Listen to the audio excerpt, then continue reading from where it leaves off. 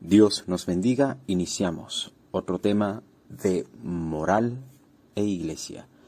El tema de hoy es moral católica y política. Existen muchas definiciones de política.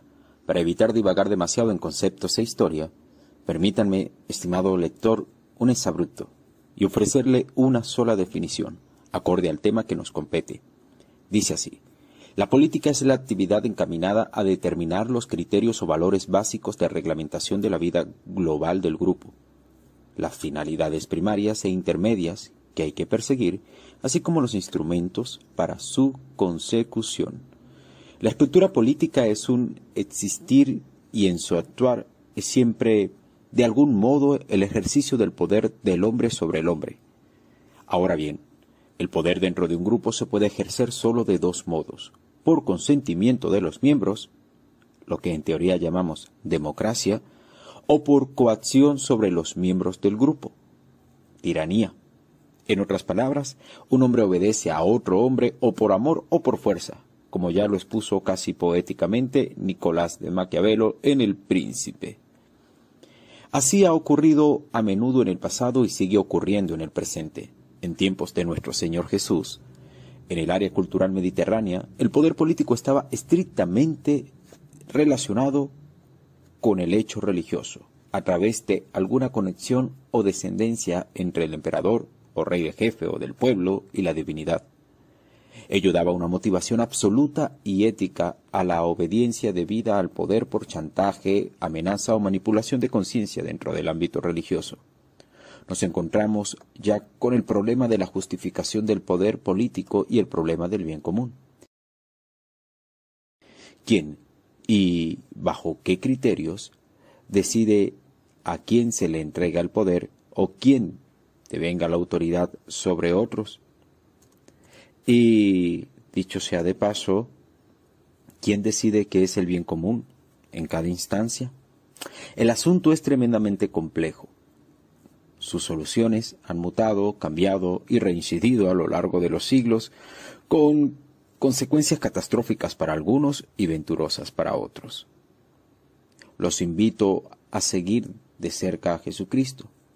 Como ya lo he mencionado, en tiempos de Jesús, el poder político estaba enraizado profundamente en el llamado derecho divino, es decir, un individuo o una monarquía tenía el derecho de mandar sobre otros porque su Dios así lo dispuso, y el bien común se define en conformidad a la autoridad de ese soberano. No pinta bien la cosa, ¿verdad? Así los grandes pueblos de la antigüedad erigieron su poder político sobre este principio, cosa que se retomaría aún a lo largo de toda la Edad Media, incluso en el seno de la Iglesia, con el denominado derecho divino de los reyes, en el que la Iglesia confirmaba que el mandato de tal o cual monarca era parte de un plan divino. ¿Qué hizo Jesús? Tomar el camino angosto porque el camino fácil conduce a la perdición. Jesús conservó su libertad de conciencia, libertad de obrar, de pensar, de opinar y actuar en contra de toda forma de opresión. Aquí viene la gran pregunta que muchos fieles me hacen. ¿Jesús fue político? Y mi respuesta es categórica: sí. El Hijo de Dios nació como uno más entre nosotros, en un mundo regido por reglas, dentro de un marco político, y se hizo verdadero hombre dentro de este ambiente. No se aferró a las prerrogativas de su condición divina, sino que se hizo en todo semejante a nosotros, menos en el pecado, nos dice la carta a los Filipenses. Ahora bien, debemos hacer el grandísimo esfuerzo por sustraer de la conciencia los estereotipos de la política partidista de nuestro tiempo para entender mejor este hecho. Aquí vamos. En principio, hablemos de Jesús, encarnado entre todos los seres humanos. Todos los seres humanos, desde el mismo momento en que nacemos en este mundo, sin importar la nacionalidad, el credo, la raza o el estatus social, nacemos dentro de un tiempo y una cultura regida por sus propias reglas o acuerdos, es decir, una sociedad política, en su diversidad de acepciones y concepciones. Todos venimos a un mundo conformado políticamente, por ello todos somos políticos, también Jesús. Esto es, participamos de la vida pública, se nos da un nombre y nos regimos por algunas reglas de conducta. Por otra parte, si bien es cierto que no podemos escapar de esta condición de ser políticos, digamos por naturaleza, sí podemos optar la manera de vivir en este mundo políticamente estructurado. Podemos participar activamente de la vida pública, cumpliendo o adversando las leyes, opinando o silenciando, liderando un cambio o en absoluta resignación y conformidad con el estado actual de las cosas. ¿Cómo actuó Jesús? Para nadie es un secreto que Jesús decidió intervenir de manera activa y protagónica en la vida pública, esto es, en la política de su tiempo. Jesús opinó, denunció las injusticias, se rebeló en contra de las leyes opresoras, obedeció los preceptos que causaban sufrimiento a sus hermanos. Incluso su sentencia de muerte fue política. Si bien es cierto que Jesús fue acusado y procesado por el Sanedrín por motivos religiosos, específicamente por sacrilegio o profanación de lo sagrado, en el orden jurídico hebreo, este delito era político, pues la política estaba determinada y fundamentada en el consenso religioso. Por otra parte, Pilatos ordenó poner en la cruz de Jesús la inscripción de Jesús de Nazaret, Rey de los Judíos, con lo cual se hizo referencia al delito político por el cual Pilatos lo sentenció a muerte, de supuesta pretensión de erigirse como una autoridad por encima del César. Siguiente pregunta. ¿Debemos los cristianos hablar y participar de la política? Si queremos ser imagen fiel, discípulos auténticos de Jesús, sí, así debemos hacer. Por decirlo de alguna manera, lo primero es hacer una purga de conciencia. La política a la que estamos llamados es la participación activa en la vida pública en la consecución del bien común, en un lenguaje más evangélico, en el anuncio e instauración del reino de los cielos. No la rancia politiquería partidista y pseudodemocrática de la cual culpablemente somos víctimas desde hace décadas en nuestro país. El compendio de la política social de la Iglesia nos recuerda que la ley natural escrita en la conciencia de cada ser humano, que por ello está obligado a reconocerla y respetarla, nos invita a ser partícipes del bien común. La voz de Dios que resuena en nuestros corazones, el aliento del Espíritu Santo que fue infundido en nuestro espíritu desde el bautismo, nos impulsa a ser testigos y profetas.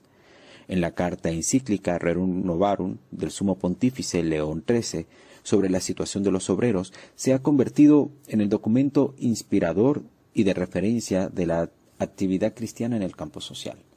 El tema central de la encíclica es la instauración de un orden social justo, en vista del cual se deben identificar los criterios de juicio que ayuden a valorar los ordenamientos sociopolíticos existentes y a proyectar líneas de acción para su oportuna transformación.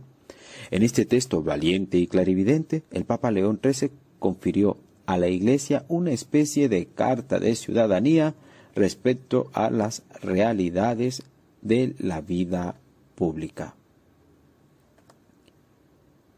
¿Debemos los cristianos católicos participar de manera activa y protagónica en el servicio político? Permítame responder a esta cuestión con una cita textual de la encíclica Christo Fideles Laici de nuestro amado San Juan Pablo II. Dice así: para animar cristianamente el orden temporal, en el sentido señalado de servir a la persona y a la sociedad, los fieles laicos de ningún modo pueden abdicar de la participación en la política, es decir, de la multiforme y variada acción económica, social, legislativa, administrativa y cultural destinada a promover orgánica e institucionalmente el bien común. Como repetidamente ha confirmado los padres sinodales, todo y cada uno tiene derecho y el deber de participar en la política, si bien con diversidad y complementariedad de formas, niveles, tareas y responsabilidades.